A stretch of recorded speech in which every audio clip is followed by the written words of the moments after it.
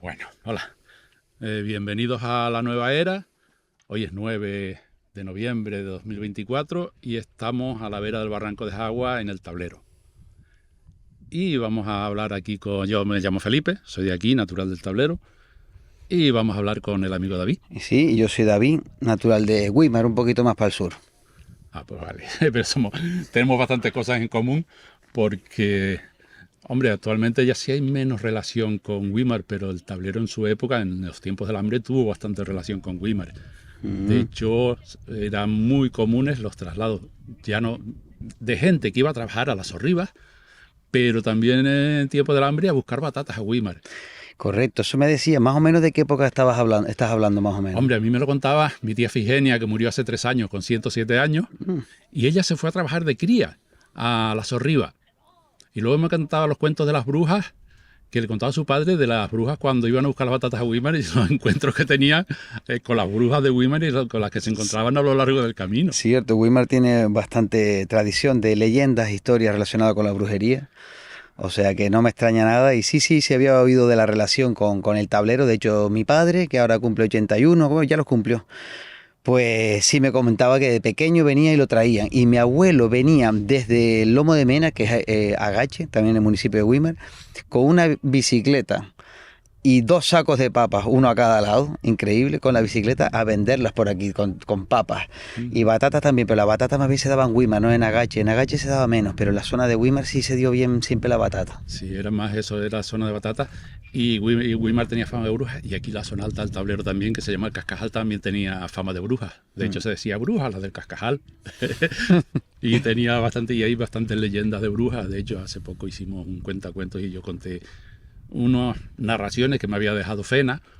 Las fui enlazando unas con otras y eran unos cuantos cuentos de las brujas del Tablero. Sí, interesante. Una vez entrevisté a una señora en Higués de Candelaria, que nos queda en medio, digamos, entre Güímar y aquí el Tablero, y las historias que había de brujas las daba por hecho. Yo le preguntaba, y bueno, ¿y antes se creían las brujas? Y no me dijo se creía, sino, pero es que eso era verdad, y era verdad. Sí, me sorprendió, ¿no? Aquí existía un bailadero por esta zona de arriba, por una zona que se llama el Lomito arriba, y ella contaba la tradición que venían brujas de la zona de Anaga, porque el Tablero tenía también, no solo con eso, sino con Güímar las batatas, sino que hacían losa, era una zona losera, iban a vender losa a la zona de Anaga, donde posiblemente no llegaba San Andrés, o si llegaba San Andrés era la losa diferente a la de aquí.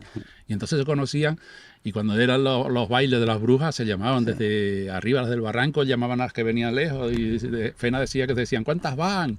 Y dice, vamos 105, pero falta la tuerta al valle. Es decir, que se juntaban brujas al bailadero, y de hecho... Existe la zona por encima de donde bailaba. Sí, está localizado, o sea, se puede... El sitio exacto no, pero la zona sí. La zona sí. Sí, y luego cuento de eso, de personajes que sí... Algunos los llegué a conocer ya muy mayor, de que traficaban, tenían su rollo con las brujas. Tema tan interesante. ¿Hay alguna publicación? ¿Conoces alguna publicación al respecto o algo que se esté investigando? ¿De aquí del Tablero? No. Incluso, te puedo contar el hecho de una señora que era natural de Candelaria, ya murió también, y tenía una tía aquí en esta zona del Cascajal, donde ella de cría venía y se quedaba en su casa, en casa de la tía. Y dice, hasta que un día ya vi una cosa que no me gustó y no volví más. ¿Y qué fue? Por lo visto, sabes que antes andaban por aquí los vendedores ambulantes, eran gente del norte de África, árabes y algo de eso, y viajaban con la maletita, vendiendo cosas, y donde le hacía noche se quedaban. Y cuando hacía noche por el Tablero se quedaba en casa de la tía de esta mujer, que se llamaba, a la cabeza no me viene el nombre, bueno, no me acuerdo cómo se llama, y se quedaba en la casa de esa. Y una de esas veces estaba la sobrina, Carmela, y Carmela se despierta a medianoche y por lo visto vio a aquel hombre en pelota, le vio algo y se asustó. Y ella decía que había visto a un hombre que tenía las patas como las gallinas de Jaraja.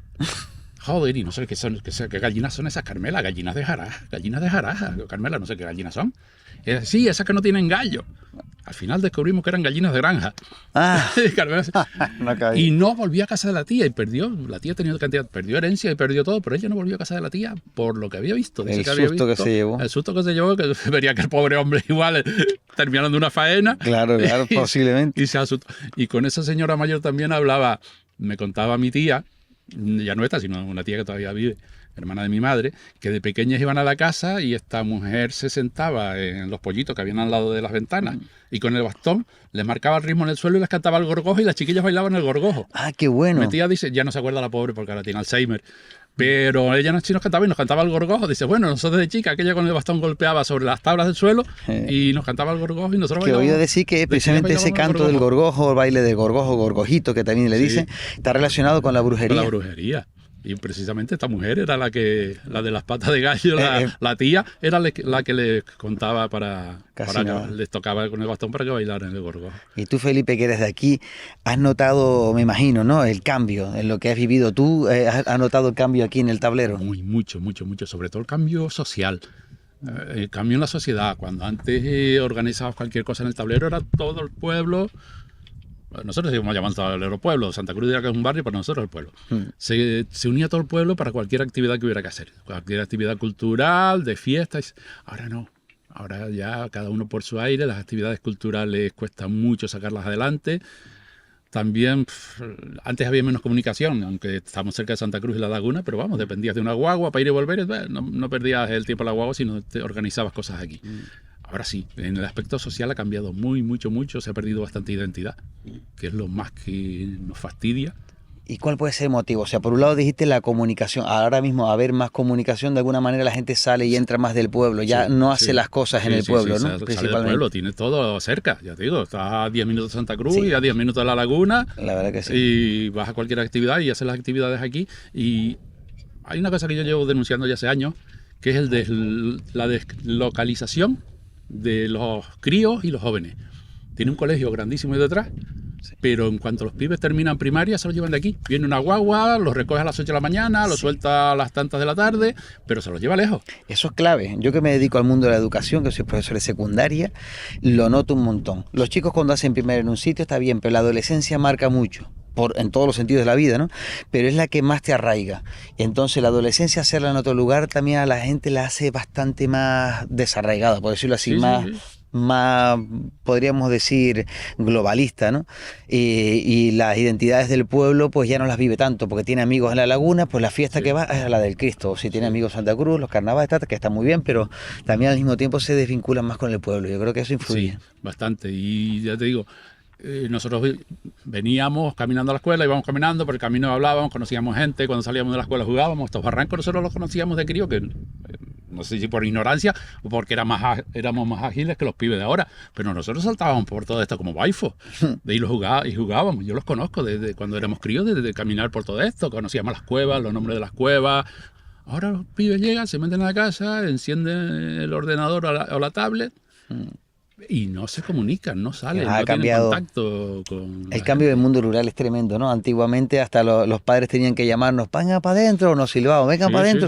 Y al fin y al cabo resulta que estábamos más tiempo fuera que adentro y ahora es al revés. Los padres dicen, sal para afuera, deja allá el móvil o la tablet, lo que sea.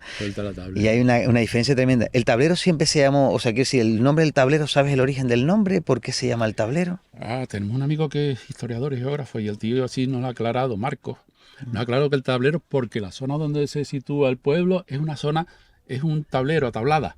No viene de maderas ni de nada, sino que geográficamente es como un tablero.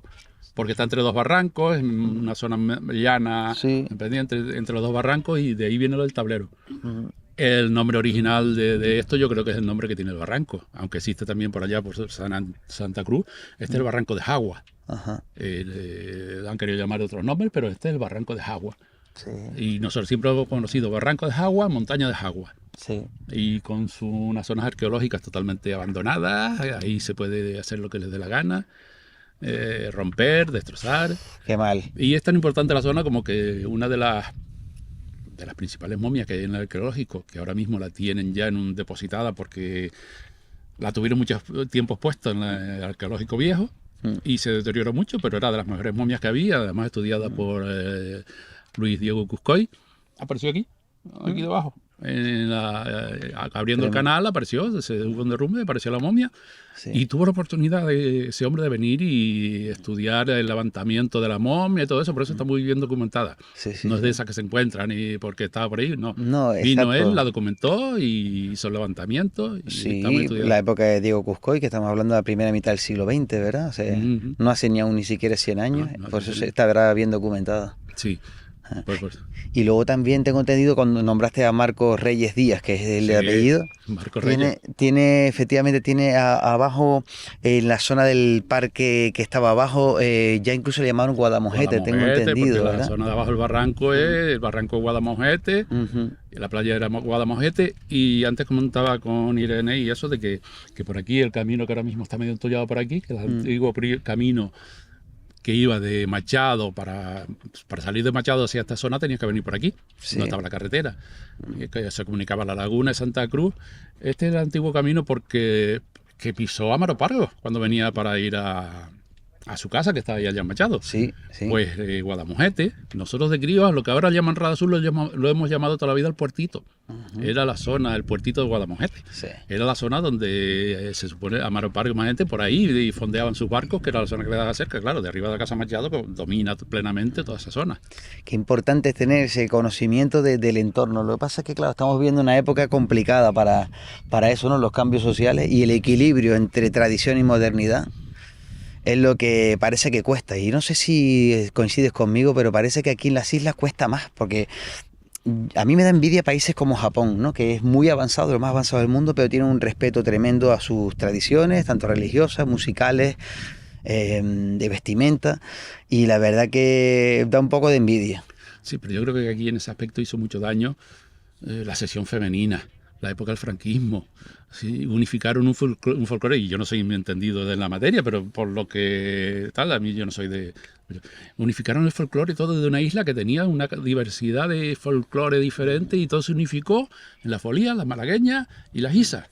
Y todo el mundo se dedicó a ese folclore. Yo es un folclore que a mí no me gusta porque está todo unificado y va todo de llantos y de penas y tristeza, cuando el folclore canario era un folclore alegre. En este barranco que está aquí, en el barranco Jagua, aquí había una tradición que se hacían los lloros. ¿Sabes lo que son los lloros? Sí, sé lo que son. Pues aquí se hacían los lloros.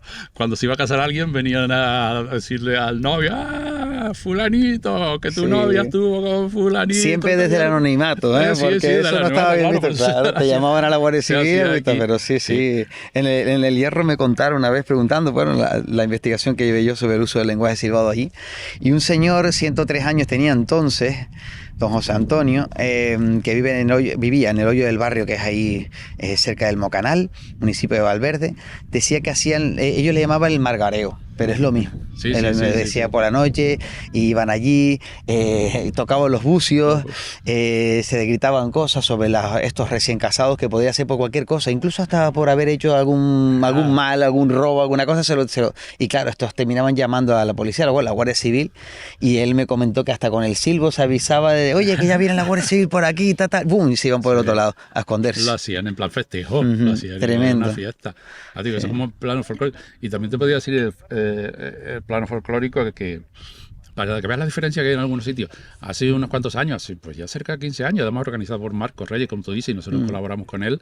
Hicimos un encuentro en el Centro Cultural de personas mayores que venían de la gente que conocía el folclore. De hecho, teníamos una hija del sepulturero del Sobradillo, Eusebio Jerez. ¿Te suena el apellido Jerez? Sí. Pues Eusebio era el cabeza de familia de toda esa gente, que era un músico excelente en su zona, en su época, que lo mismo tocaba el timple, que el laúd, que el acordeón. Casi nada. Y que era de cuando se organizaba un baile en una casa, porque antes los bailes se hacían en las casas privadas. Eusebio no podía faltar. Y ahí había folclore del auténtico. Claro, del que era para diversión también. Del que era para diversión y folclore de verdad. Sí, es una cosa que hay que tener en cuenta. Yo la parte de la música tradicional, pues sí la he trabajado bastante. Pero bueno, tuve por suerte buenos maestros y profesores al respecto, ¿no? De darle importancia a la tradición oral. Y aunque la sección femenina hace tiempo, ¿no?, que su trabajo, la verdad que empezó, ya sabemos, ¿no? y ha influido mucho en folclore, pues con buena investigación, personas mayores, se puede rescatar, todavía se han rescatado mucho folclore del antiguo. El problema es que los grupos folclóricos, yo pienso, no sé qué opinas Felipe, que los grupos folclóricos como que los consideran géneros aburridos, descontextualizados, algunos poco importantes, y prefieren a lo mejor repetir lo que la gente conoce más, Isa Folias Malagueñas principalmente, algunas seguidillas, y además hacerlo de una manera uniformada, ¿no? Todos como si fuera una banda, pues todos los llevan el mismo, casi podríamos decir uniforme, su ropa tradicional, y cantando casi siempre los mismos géneros, con algunas honrosas excepciones, pero hay bastante de eso, ¿no? Y se ha abandonado bastante ese folclore antiguo que tiene tanto que ver con nuestra raíz, como por ejemplo el gorgojo que nombraste antes. Si no hubiese una tradición brujeril no existiría. Igual otros géneros folclóricos que tenemos en Canarias, que si no existiesen las danzas de camino, pues a lo mejor el tajaraste no estaba. Si no existiese un folclore marinero, o sea, una vida marinera, pues no tendríamos los buches de Arrecife, ¿no? Que es en Lanzarote, y cosas así. O sea, digamos que hay una tradición, o la tradición pastoril en el Hierro ha motivado el peso que tiene el baile de la Virgen en el Hierro. Está ligado directamente con la vida de las personas. Pero claro, si la vida de las personas ha cambiado tanto, pues ya hay un desligue, ¿no? Digamos, entre la música que se está haciendo y la sociedad actual. Y entonces ya, pues eso, es más complicado. Sí, os digo, cuando organizamos esta reunión en el Centro Cultural, que fueron un montón de personas mayores, habían unos músicos, ya aquí prácticamente músicos de folclore, existen un par de ellos, pero que han aprendido actualmente, no que lo hayan heredado de como lo hacían antes, ¿no? Sí. De familiar. Entonces trajimos unos cuantos músicos que venían de afuera, de guitarra, y creo que había algo de eso. Y en una de estas, pues en el tablero siempre se han hecho por Navidad los divinos. Y en una de estas sube una señora mayor, que era una de las solistas que antes de los divinos, y subieron un montón de ellas a acompañarla tal y cual. Y cuando empiezan a tocar tal y cual, no, para, eso no. ¿Cómo que no? Dice, no, así no. Los divinos aquí son más lentos. Ah, qué bueno, Dice, pero se lo dijo. Sí, el ritmo de ustedes no, los aquí son más lentos. Lleva el compás más lento y entonces se acoplaron. Dice, eso tan rápido no son. Pero qué bueno. Que son los que ellos interpretan en todos sitios. Los músicos Sí, están acostumbrados a ese tipo de música para los divinos. Sí. Cuando llegaron aquí la gente, no. Aquí los divinos son más lentos. Afloja el ritmo. Y pues eso es muy importante por lo que dijiste antes, porque hay características y detalles entre un pueblo y otro, aunque estén muy cerca, puede verse diferencias y esos son buenos. Y verlas, no tratar de imponerlas desde un lugar a otro, de una isla a otra, de un pueblo a otro, sino respetar la diversidad, porque una cosa de lo que sí estoy seguro es que el folclore musical canario es muy rico. Es muy rico, aunque nosotros, a nivel general canario se conozcan 4 o 5 géneros folclóricos, pero podemos, como dice el doctor Manuel Lorenzo Pereira, hablar de más de 100 géneros folclóricos diferentes si tomamos en cuenta el folclore más antiguo, me refiero al folclore de tambor, ¿no? El folclore, como podríamos hablar, el tajaraste, danza de las cintas, cosas así. Luego folclore de cuerda, todo lo que ha venido principalmente de la península, pero de Europa también, ¿no? Como Isa, Folías, Malagueñas, Seguidillas, o ya del centro de Europa, cosas como la berlina o la mazurca.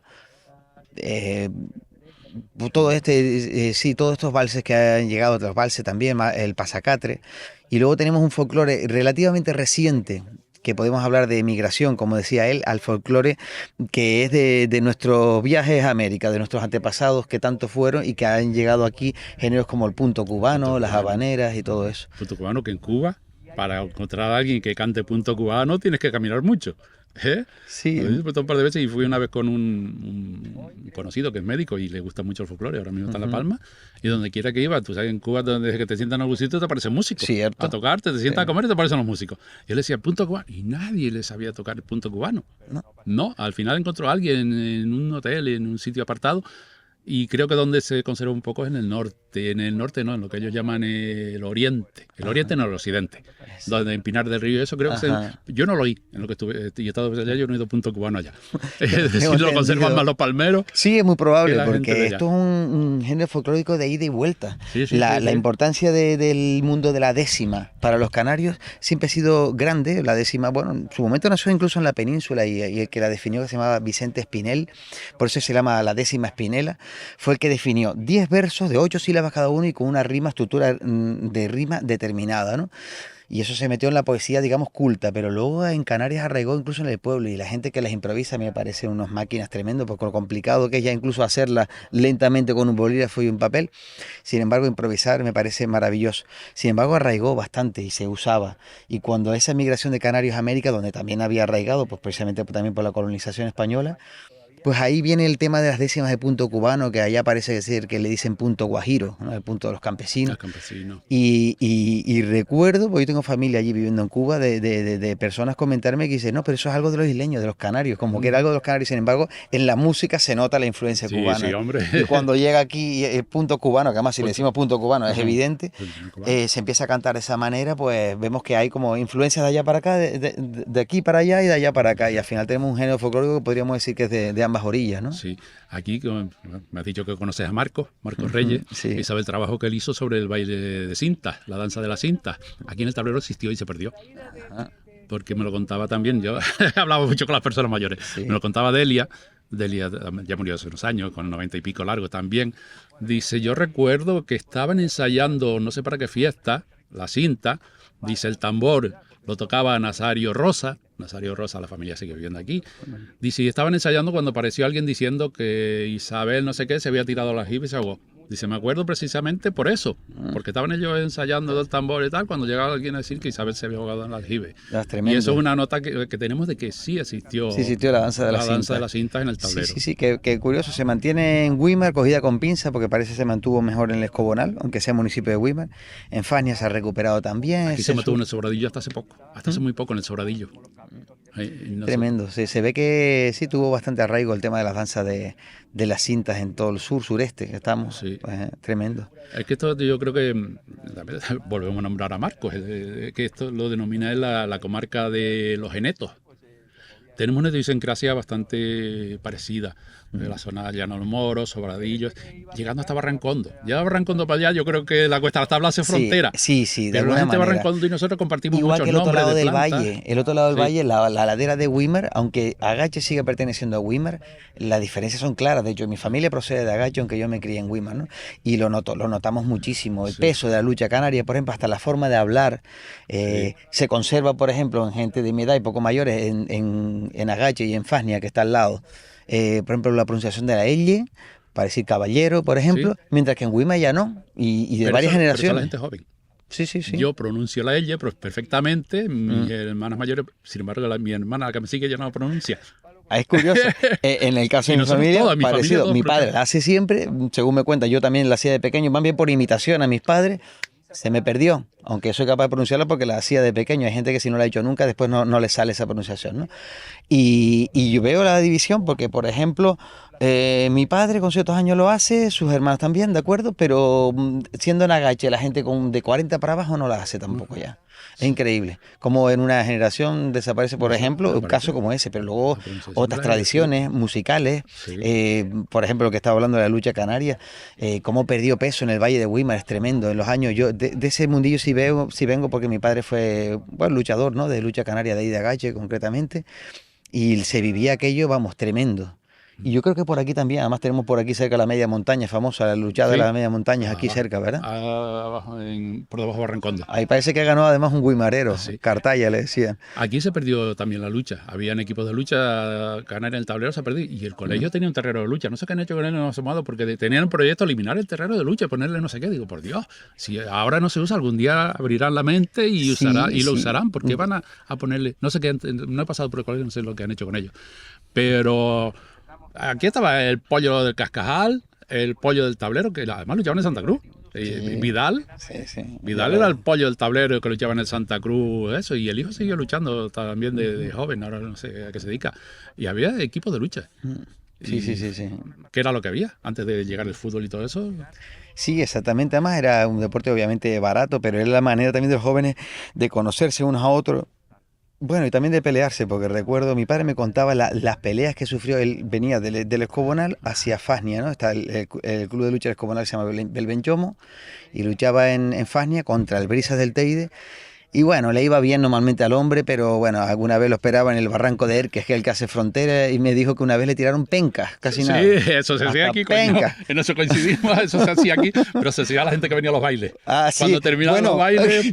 También, porque que también mi padre aprovechaba, se quedaba allí y se tomaba su vasito de vino, a lo mejor luchaban por las fiestas del pueblo, ¿no? Y esas cosas. Pero bueno, dentro de todas esas cosas también que se vivían, ahora no se tiran pencas porque entre otras cosas ya también quedan menos pencas, ¿no? No hay. Se las llevó la cochinilla. Las cochinillas estas, ¿no? Pero es tremendo cómo pueden cambiar las cosas. Sí, en cuanto a lo de lucha canaria, nosotros de críos llegábamos a cualquier barranco de esto y de donde había un rellano de arena fina, lo arreglábamos y el juego de esa tarde era lucha canaria. Ninguno siguió luchando después, ¿no? Pero el juego de esa tarde tocaba jugar a la lucha canaria. ¿Y qué menos, qué más arraigado que tener precisamente algo como la lucha que lo hace, no estás pensando en, la tradición, mis antepasados, sino simplemente es nuestro estilo de juego. Sí. Igual que, por ejemplo, había otras cosas, como nuestro estilo de hacer música, de divertirnos, o de desplazarnos, me refiero por ejemplo a actividades como el Salto del Pastor, o comunicarnos, que aquí se perdió también, pero en las zonas altas del Orotava está datado el uso del lenguaje silbado también. Existían muchas tradiciones que se han ido perdiendo y claro, efectivamente, pues iniciativas como esta de intentar recuperar o por lo menos equilibrar la modernidad y la tradición a mí me parecen muy, muy interesantes. Nosotros tuvimos... cerramos la asociación hace un par de años, pero nosotros éramos de los que organizábamos el Festival Rural de Creación de la Era del Tablaro, entre ellas en la era esta que tenemos aquí. Y algo que nos negábamos siempre era nada de carnavales y no queremos folclore. Pero no queremos folclore del que se hace ahí. Claro. El único folclore que hemos tenido lo van a tener ahora en la Pinochera, que son los alzados de los trigos, y alucinabas con esa gente. Ese tipo de folclore, sí. Alucinabas con esa gente. Pero a mí no me traigas un trío acá y ni cosas de esas. Primero que nuestro festival era de creación, pero dentro de la creación sí entra, que me traiga gente con cosas auténticas como era esta gente.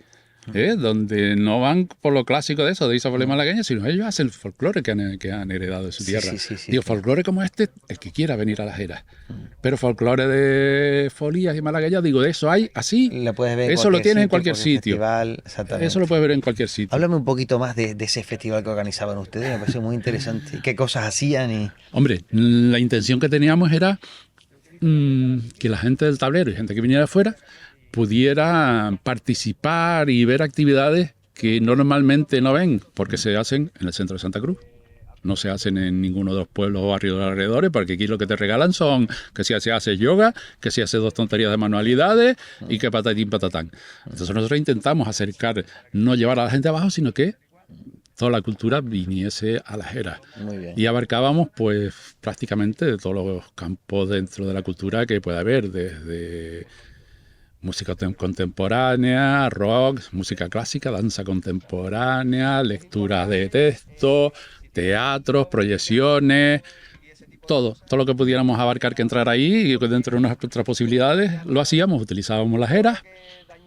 En ese tiempo llegamos a utilizar 3 eras, de las que quedan en el tablero, el centro cultural, que siempre han abierto la puerta, y luego utilizábamos espacios por ahí en medio de las casas, lo usábamos como escenario para cualquier cosa. Mismo para música, para lectura y eso. Y esa era nuestra función, era sacar a la cultura de abajo del auditorio, del Guimerá y de esos sitios, y traerla aquí, porque el ver ahora está actuando por todo el mundo. Paloma Hurtado, y Paloma Hurtado ha bailado un par de veces en la era. Y hace años, yo creo que en la segunda o la tercera edición estaba Paloma Hurtado bailando en la era, y la gente ve danza contemporánea en una era, y les gusta, y alucina, cada uno lo interpreta a su manera. Qué bueno. Porque unos interpretaban que sí era una cosa u otra, pero lo interpretan a su manera y les gustaba, y salía todo el mundo encantado de esas actuaciones. ¿Y notabas el apoyo de popular y institucional? O bueno, divide las dos cosas, porque no tiene mucho que ver. Sí. Institucional muy poco. Una de las causas que te lleva a aburrirte de todo es que el poco apoyo institucional que hay, luego se lo lleva la burocracia. La burocracia te hunde con tanta eso. Pero sí, de la gente sí. Que te traigas una banda de jazz a tocar en una era, está genial. Un grupo tibetano a bailar aquí en esta. Buscamos dentro de nuestras posibilidades, porque económicamente muchas veces nos venía gente por la comida. Simplemente porque los invitabas a comer. No se les pagaba, pero... Pues no teníamos dinero, nunca manejábamos dinero para nada. No éramos ninguno profesional que se dedicara a esto, cada uno tenía su trabajo y esto era nuestros tiempos libres, organizar y todo eso. Y hombre, satisfechos sí quedamos de lo que hicimos, nuestra labor ahí quedó. La cultura siempre se ha visto como la hermana chica, ¿no? Del motor económico de los lugares, y parece que es lo primero que sufre cuando hay algunas crisis, ese tipo de cosas. Pero tú que vienes del mundo de la cultura, ¿qué importancia le das? Yo no vengo del mundo de la cultura, soy un simple aficionado a... Bueno, pero a eso. casi nada, un aficionado que organiza un festival de ese calibre. Hombre, rodeado de un grupo de gente bastante importante, entre ellos el que nos trae ahora mismo la carpa, rodeado con un buen grupo de amigos. Y la oportunidad que nos da, por lo menos a mí, a título personal, en particular, es conocer mucha gente muy valiosa que en cualquier momento le dicen, mira, vamos a organizar no sé qué, pues cuenta conmigo, vete con esto, vete con otro, porque a partir de la disolución de la asociación del Festival Rural, nos hemos organizado como colectivo Cultura Ingobernable. No somos asociación, no somos nada. Somos un grupo de amigos que nos reunimos ahora y si alguien necesita apoyo, por ejemplo, esta era nos la han solicitado ya 3 veces para 3 conciertos punky. Oye, si nos consigue la era, sí, conseguimos la era, te ayudamos a organizarlo y tal y cual. Y ahora estamos más en eso, yo digo que sí somos una incubadora de gente que tenga proyectos y tal. Hemos hecho cuentacuentos y así estamos arrancando con eso, pero no dependemos de instituciones públicas ni gobierno, no dependemos de nadie. Con lo que tenemos trabajamos y lo que no... Y ahora entonces principalmente eso, porque digamos a nivel cultural en el pueblo, las cosas principales, que para que no se me escape nada que has hecho, ha sido el festival que organizaban antes y ahora esta... Ahora estamos con esta organización que no está en ningún sitio ni existe por ahí, porque no, que se llama eso, Colectivo Cultura Ingobernable, que estamos empezando a arrancar. Al viendo de llamarse ingobernable, entiendo que es no gubernamental. Ni no gubernamental y no mangoneado por nadie, vamos. Ingobernable, vamos. Ahí coincidimos. Yo creo que a veces es no tener que depender ni de nadie, ni de las subvenciones, ni como dijiste antes, de la burocracia. La burocracia. Porque la burocracia cansa mucho y aunque a veces es necesaria, porque estamos en el mundo que estamos, pero cansa y echa para atrás. La burocracia te quema mucho. Sí. Mucho, tanto papeleo, tanto eso. Y si te dan una subvención, que es una miseria, porque nosotros, ¿cuánto fue lo máximo que tuvimos de subvención? 4.000 euros. Que es una miseria. Eso te da un trabajo primero para solicitar no sé qué, no sé cuánto, y luego para justificar todo, que es lógico que tengas que justificarlo. Sí, claro. Pero que si yo tengo que justificarle a que es lo otro conociendo, ¿qué tal? Mira, todos tenemos nuestro trabajo. Exacto, porque no nos dedicamos exclusivamente a eso. Te dedicas exclusivamente y dices, bueno, pues lo sufro, pero es mi fuente de ingreso. Pero si lo haces por amor al arte, en este caso literalmente, pues difícilmente puedes subsistir mucho eso. Sí, nosotros todos teníamos nuestro trabajo. Yo digo, voy a mi trabajo mis 7 horas y media. Cuando salgo tengo que dedicarle. Exacto, ¿no? Y en los días del festival me los pedía de mis días libres. Para la semana del festival era, venga, déjame todos estos días para esta semana, para poder... Eso lo que da, sobre todo, entiendo, tú me comentas, Felipe, una satisfacción más bien personal por haber creado y por ver las caras y por ese tipo de cosas, porque ni por rico ni por famoso, ¿verdad? ¿Qué va? Al contrario, es un clásico que la gente diga que perdemos dinero, y no es que lo diga como un clásico, se pierde dinero, vamos. Pero vamos, igual te lo perderías estando sentado en un sitio bebiéndote una caña tal y cual. A mí me da más satisfacción gastármelo en la gasolina para ir a hablar con alguien para organizar algo. Coincido contigo, yo hace 15, va para 16 años que fundé una asociación de investigación sobre el uso del lenguaje silbado en Canarias, se llama Yo Silbo, y la asociación es sin ánimo de lucro. Y empezó con investigación, bueno, ya habíamos hecho una investigación en la Isla del Hierro que te comenté antes un poco, y esa investigación que hicimos fue muy valorada y el Cabildo del Hierro se implicó, pues más adelante llegó información de uso del lenguaje silbado en otras zonas, en Tenerife, en Gran Canaria, la zona de la Aldea, Tejeda, Artenara. Bueno, entonces empezamos una investigación muy grande que también motivó que mucha gente quisiera aprender también este tema y empezamos a dar unas clases, pero nunca hemos pedido ni una sola subvención. Y así todo, la burocracia a veces simplemente organizando pues talleres, eventos, nosotros organizamos un encuentro anual, también cuesta muchísimo y decimos, pues menos mal que no nos metemos sino hasta aquí. Estamos ya desbordados para intentar subsistir de esa manera como asociación. Pero bueno, podemos estar bastante orgullosos. Además, todo va bien. Esta tarde proyectamos aquí en el tablero pues el documental que sacamos este año 2024, el documental El lenguaje silbado en la isla de Tenerife, que es de este año, o sea, se presentó este año, pero son de información de 2023. Pues en un año y poco tenemos más información, pero ya desgraciadamente no puede salir el documental porque ya está editado. Pero sí, sí, bastante información al respecto del uso del lenguaje silbado antiguo, ¿no? Tú eres muy joven como y yo, ¿no? Para haberlo Sí. vivido, salvo que viviéramos en algunas zonas donde vivió hasta hace relativamente poco. Pero muy, muy, muy interesante. Este campo también en el que me he ido dedicando y de que esta tarde vamos a tener pues esa proyección. Y vamos a tener también luego un pequeño taller para que la gente vea en qué consiste, porque con esto del lenguaje silbado algunas personas tienen pues algunos conceptos muy equivocados, pensando que es un idioma separado, que solo es para cierto tipo de personas, o que se puede lanzar cierto tipo de mensajes, o incluso algunos con datos equivocados como que puedes llegar a 14 kilómetros y cosas de esas que no es verdad, ni mucho menos, ¿no? De hecho. Pero bueno, esas cositas las vamos a tratar esta tarde y bueno, como uno de los puntos también interesantes de este festival en el que estamos participando. Yo creo que hay un trabajo que hay que hacer en los colegios y para eso están hay gente que se dedica a eso, unos cuantos, que es llevar todo esto a los colegios, a que desde pequeños empapar a la gente, tío, esto es lo nuestro, esto es nuestra cultura. Tienes que aprender, por supuesto, tienes que aprender que existió Roma, que existió Cartago, y que existieron los bárbaros y que existió todo eso. Eso tienes que aprenderlo, pero primero tienes que aprender lo nuestro, tu entorno. Sí, lo que decía, yo siempre hablando siempre del mundo de la música, desde el que vengo, ¿no? Había un músico húngaro, Bela Bartok y también Zoltán Kodály, que ellos eran muy amigos de decir, nosotros vamos a partir de lo nuestro para enseñar lo universal. Creo que Ujú. las palabras no son exactas, pero más o menos. Si tienes que enseñar semicorcheas, vamos a pensar en eso, pues las enseñas, por ejemplo, con un tajaraste. Y si tienes que enseñar historia en general, también puedes enseñarla a partir de lo que veremos aquí. Después cuando hablas, por ejemplo, de la población bereber, puedes hablar luego en el norte de África, la invasión romana. De los romanos puedes hablar incluso luego anterior los griegos. Y hablar del mundo a partir de lo local es muy interesante porque además te arraiga y te permite conocer lo local y lo foráneo, que como bien Sí, dijiste, sí. es igual de importante, por Sí, sí, supuesto. y te sitúa en un espacio Mm. y con lo que tienes alrededor de ese espacio. Me acabo de recordar las palabras de Manuel Lorenzo Pereira, que fue profesor mío en la Universidad de La Laguna, que dijo, lo que no se conoce difícilmente puede amarse y defenderse. Mm. Y yo le añadiría, y transmitirse. Porque claro, si no lo conoce tampoco lo transmite a estas nuevas generaciones. Y si tú en el colegio lo ves los niños, aunque inicialmente no le den mucha importancia, siempre queda algo, siempre le Sí, queda. sí, sí. Que luego cuando estén fuera, en la adolescencia, como decíamos antes, en otro lugar, o ya de adultos viviendo en otros lugares, siempre sabrán que tiene ese arraigo, que esa es su idiosincrasia. Y luego Sí, cuando ven que hay algo que lo puede agredir, por ejemplo, ¿qué te digo yo? Una construcción en un lugar arqueológico que ellos de pequeños lo estudiaron, claro. seguro que lo van a defender más y se Sí, van a sí, sí. enfadar más que si no tuviesen noticia de ese lugar, Sí, sin sí. duda. Y hablarle del entorno, eso, que de repente estés hablando con un crío y te diga, hombre, pues mi abuelo hacía eso.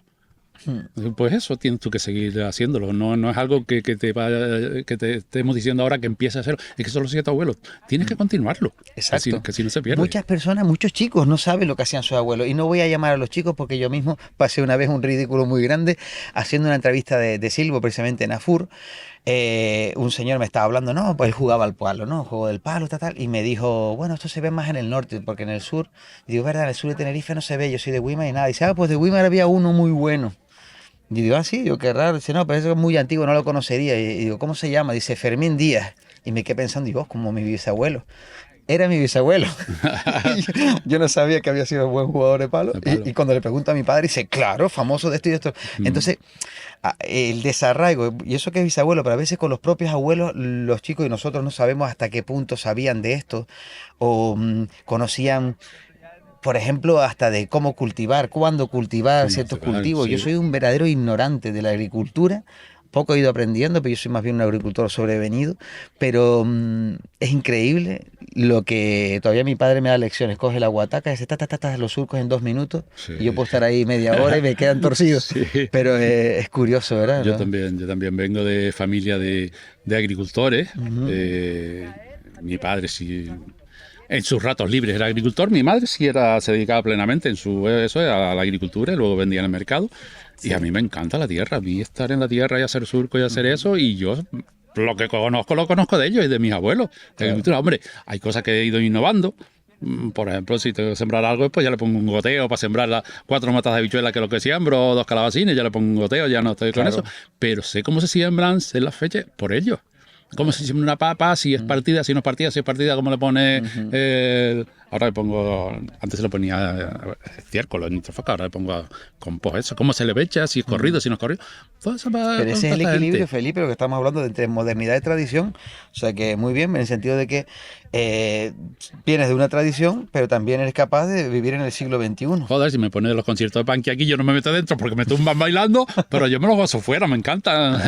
Yo estoy por fuera, dentro no, porque el baile de los tíos ya no estoy para esos ajetreos, pero me encanta ver a esa gente y cómo lo disfruta y lo disfruto con ellos. Con toda esta gente joven que tiene ansias culturales. Además, por volver a nombrar a esta gente, son también gente que no dependen de organismos gubernamentales para organizar sus actividades. Y pues en eso coincidimos bastante. Sí, o sea que estamos de acuerdo en que está claro que la modernidad está muy bien, pero siempre con un arraigo y un respeto y un cuidado por donde venimos, ¿no? Sí, de lo que venimos. Sí, que una cosa no quita la otra. Que tú seas muy moderno, no quita que tengas tus tradiciones, que las respetes y que intentes que sigan ahí, que se conserven y traspasarlas a otra gente. Y de acuerdísimo contigo con lo de meterlo en la educación. Sí, eso yo como docente te lo digo porque me di cuenta que aunque los chicos parece que no lo valoran, siempre les queda. Sí, siempre les queda y al igual que se aprenden la tabla del 7, del 8, se aprenden unas cosas que luego los hacen estar arraigados. Para la gente que venimos así de zonas rurales, eso es bastante básico, porque nuestros abuelos han sido todos de estas zonas y vivían de eso. El tablero, hasta hace prácticamente 30 años, era todo verde, sembrado de verduras que suministraban en los mercados y tal, era todo verde. Los críos de hoy tienen que saber que sus abuelos eran quienes tenían eso todo verde, y cómo lo hacían, y ya no tiene, pero si tiene una huertita al lado de tu casa, hombre, intenta cultivar las cosas que tú comes, que encima es divertido. Claro. Y es... la curiosidad te lleva a saber cuando nace la planta, cuando nace esto qué es y lo otro qué es. Intenta lo que es divertido, yo te digo, y además que no es nada raro, que lo tienes, que ha venido de tu familia. Pues completamente de acuerdo. Un placer haber hablado contigo, Felipe. Hombre, contigo también, igualmente. Muy bien.